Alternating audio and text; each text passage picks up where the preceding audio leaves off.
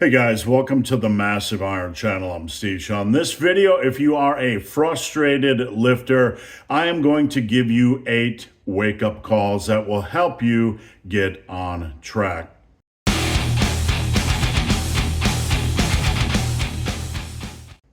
Before I get into this topic, if you guys would like a custom workout, please check out the link down below.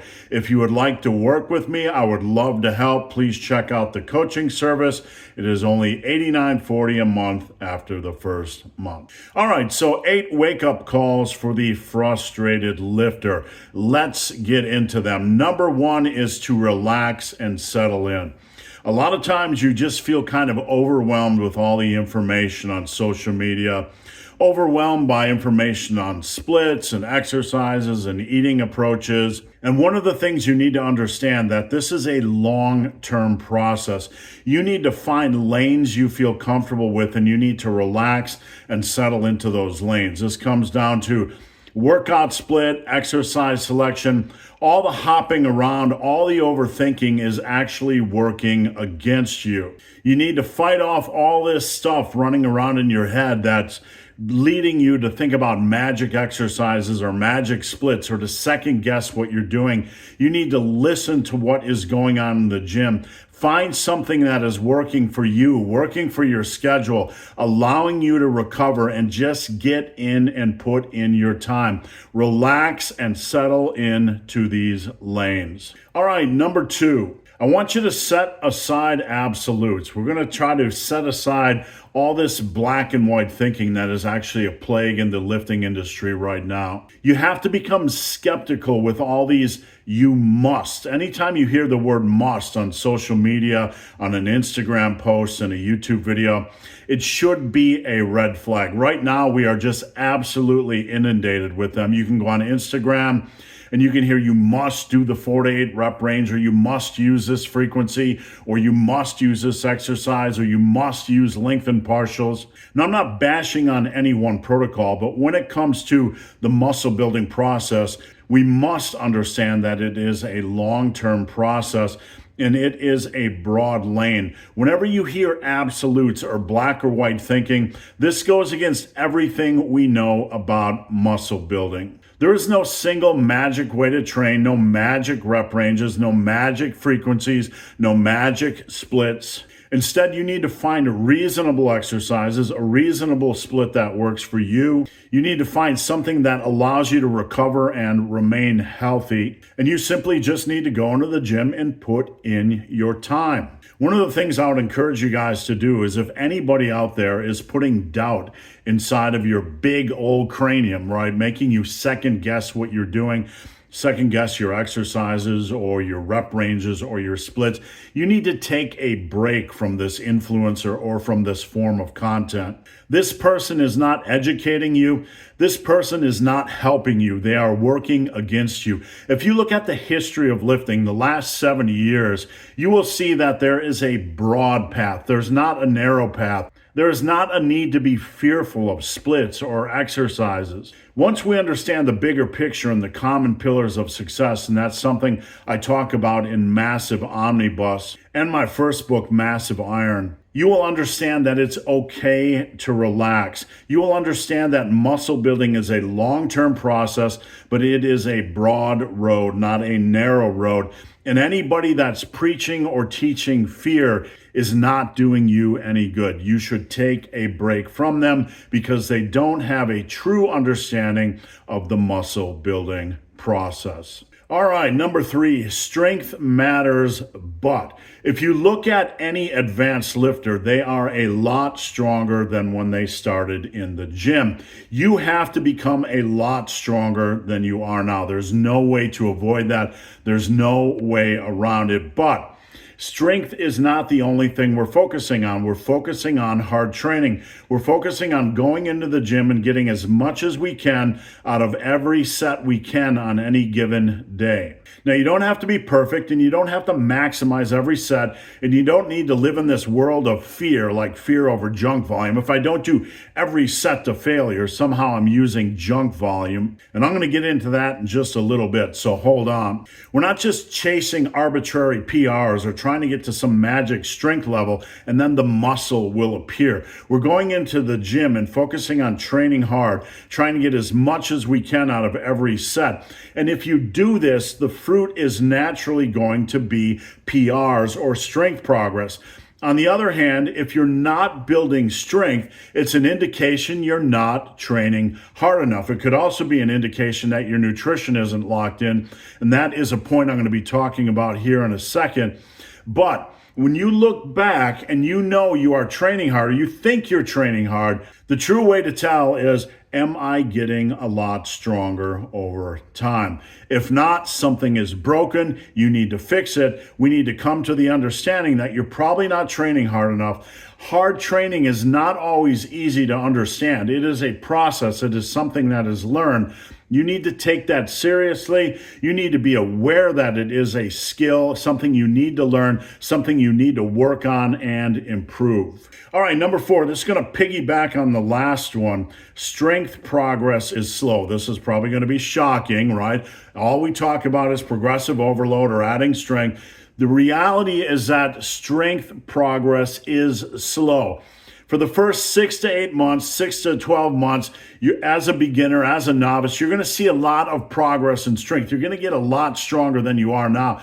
But then you kind of settle into the grind. Those intermediate years where all that good quality muscle mass you want to build is actually developed. The first 6 to 12 months where you're seeing a lot of increase on your bench or your squats or whatever, yes, you're going to build 6, 8, 10 pounds of muscle, but you don't just want 6, 8, 10 pounds of muscle. You want 20, 25, 30, 35 pounds of muscle. And this is going to occur in the intermediate grind. Now, during the intermediate grind, strength progress is super slow. Repeat, you need to understand this. Strength progress is super slow. Now, I want to ask you guys this. When you go into a commercial gym, how many guys do you see squatting 405? How many guys do you see bench pressing 315? You don't really see that many. So think about the intermediate years a little bit. If you add a rep on your bench press every 6 to 8 weeks, which doesn't seem like a lot, it's going to cause a lot of you to panic. I'm not progressing. I'm stalled. If you add a rep to your bench press every 6 to 8 weeks, you are going to bench press 315 pounds in 3 to 4 years. Now, if you lay that side by side with the fact that you rarely ever see anybody benching this amount, you can understand that even adding a rep every 6 to 8 weeks is really good intermediate progress. We can become so obsessed with this stalling, that this perceived stalling, that we completely lose our minds and forget that the intermediate years, when you go from gaining 6 to 8 pounds of muscle to 26 to 28 pounds of muscle, you have a big chunk of time. This is going to take 5 to 7 years or something in that range. It could be quicker if you're lucky, but it's going to take a long period of time, and reps are going to come slow during that time, and that is okay. You need to stay focused on hard training. You need to be patient. You need to enjoy the process more than anything, and you need to stop panicking. Nail your nutrition, nail your passion, nail your consistency, and that strength will come. It always comes. All right, let's look at number 5. All sets to failure is a lie. What does this mean? You go online, you hear, you have to train all sets to failure. You have to train every set to failure. You have to train every set for as many reps as possible. This is a lie. We just talked about muscle building being a long-term process. Now, there are going to be many, many seasons and obviously many, many thousands of workouts during this time. You can't push every set all the time to failure. It's just not going to work like that. If you do this, you're going to end up beating up your body. You're going to take on a lot of mental stress, a lot of anguish, and it's just unnecessary. Now, I'm not trying to teach you guys to train like a wuss or not to put in a good amount of effort during your training sessions. But the thing you need to understand is that as long as you're pushing one set for every exercise for as many reps as possible, or trying to push at least one set to beat what you did last time on that exercise, you're in a good place.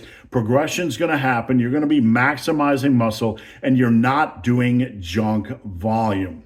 The fear over junk volume is absolutely ridiculous and out of control. Now, when you go into the gym on any specific exercise, you're going to learn a lot. You're going to learn a lot on your bench. You're going to learn a lot on your barbell rows. You're going to learn a lot on your curls. You're going to learn how many sets feels comfortable and doesn't beat you up. How many sets you can take close to failure or for maximum safe quality reps without beating up your body. This is part of the evolution process, part of the learning process. You can evolve your programming and push the number of sets that feel right for you close to the edge. We kind of dumb down muscle building to the point where we start to believe that if you aren't training to failure, you're not building muscle. That's the only thing that matters when it comes to building muscle.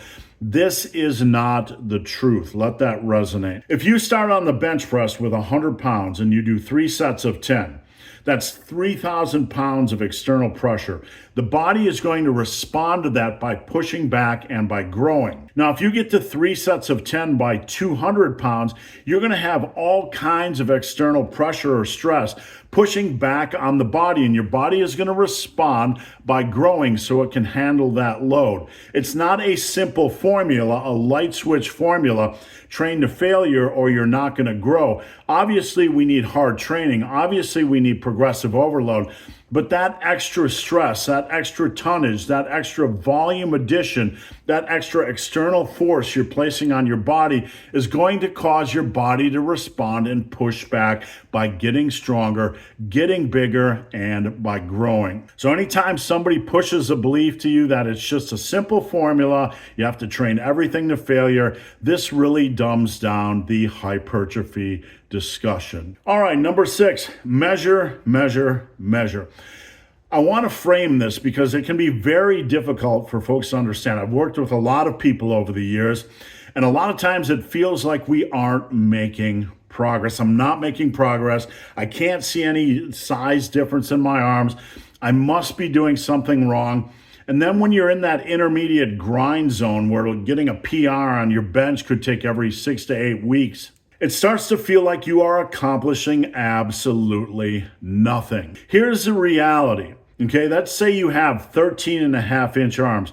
If you add 3/4 of an inch to your arm every year over 4 years, you're going to add 3 inches to your arms and they're going to be close to 17 inches. Now, just like the bench press example, when you go into the commercial gym, you're not going to see that many people with 17-inch lean natural arms. So if you just finish the novice or beginner stage and you add 3/4 of an inch to your arm the next 4 years, you're going to be really close to having 17-inch arms before 5 years of complete training. Now, this would be a huge accomplishment, and very few people gain muscle at this level, even if they're training properly or training hard. They're not hard gainers. They're not slow gainers. Even gaining a 1/2 inch on your arm every year is good progress. Now, if you boil this down, gaining 1/2 inch or 3/4 of an inch on your arm in a year, you're not going to see really any difference month to month. What we need to do is measure. We need to take our arm measurements flexed once a month, our leg measurements flexed once a month, and we need to monitor this because we're going to see trends. Now, you're going to see some ups and downs on this curve. You're going to see some confusion because you're going to have some just differences in how you measure, different spots and whatever. And since we're talking about, fractions of an inch, you're going to see some fluctuations in those measurements, and they're going to kind of get in your head. But if you start to measure every month, you're going to start to see a trend that is heading in the right direction. If you don't measure, you're going to live in that world where you're guessing, you're spooking yourself, you think you're not making size progress, you think you're not making strength progress. Measure, measure, measure. We want to back the thoughts in our head, those negative thoughts in our head, with data that shows us what our body is actually doing. All right, we have 2 more points left, and these are probably the most important points. Number 7, I'm going to tell you your nutrition is weak, and you're going to hear this and you're going to be like, yeah, I've heard this 1,000 times. Your nutrition is weak. Your nutrition is weak. I can't tell you How many people come to me and they are training hard, but they have weak or subpar nutrition?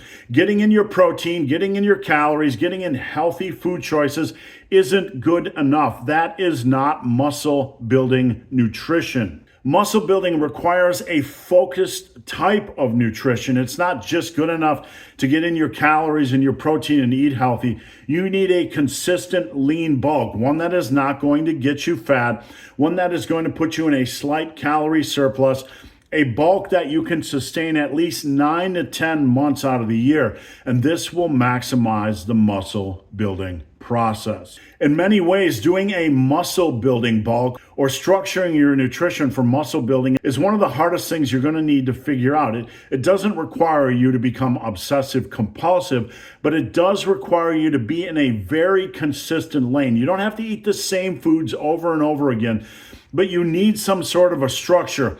You need some sort of a plan. You need some sort of a track that you can stay on and know when you are deviating. It's not good enough just to guess and think, I'm just going to stay, I'm eating roughly enough and I'm training hard and I don't feel hungry. That is not good enough. You need to step up your nutrition game. You need to monitor the scale. You need to monitor your calories to a reasonable degree. And you need to make sure your weight trend is on track. Muscle building nutrition is not the same as just eating to be healthy. It is a very specific process. You need to understand the rules of muscle building nutrition and you need to follow them consistently. All right, finally, training is more art than science. This is going to sound kind of counterintuitive to the message you're hearing everywhere you go on social media, everywhere you go with these influencers. Science, science-based, Dr. Mike, Jeff Nippard, I'm a science-based guy. I have nothing against that. But long-term training is far more art than science. You can use scientific principles as a starting point, as a launching point, but in the long run, you need to be willing to evolve your training based on what is happening in the gym. This is the art of training, and this is what matters the most. Every one of us is going to have a starting point, whether it's off some ignorant bro science nonsense or whether it's off a science-based base. Where you start doesn't matter. If you look at the training of every advanced bodybuilder on the planet that has ever been, they all train differently. Why is this? Because like I said earlier, training is a broad road. It's not a narrow road. There are many ways to train hard, but over time, when you get into the gym, you're going to find out, I don't like this, I like that, I don't like this exercise, I like this exercise combination, I like this rep range for this exercise, I like this intensity technique. And you are going to start evolving your training into something more optimal, efficient, and sustainable for you. Someone will probably come along during this process and tell you you're doing something wrong. You're not doing this, you're not doing that, you're not optimal, and your split might not make sense to somebody else. This is one of the ways you know you're actually on track. Always remember that when you start second guessing everything and you're trying to remove pieces of the puzzle from something that actually was working for you, you are working against yourself. When you start program hopping, when you start second guessing, as long as things are reasonable, your training split, your frequency, your recovery, your exercise choice, your progression approach, your rep ranges, you are absolutely fine. Move these pieces around to fit your preferences and to allow you to go into the gym and be very passionate about what you're doing. Remember that optimal is evolving things based on what is happening in the gym. It's not just following someone's definition of science-based optimal. If you want more information on bulking, please check out this video. Thank you guys for watching. Have a great day.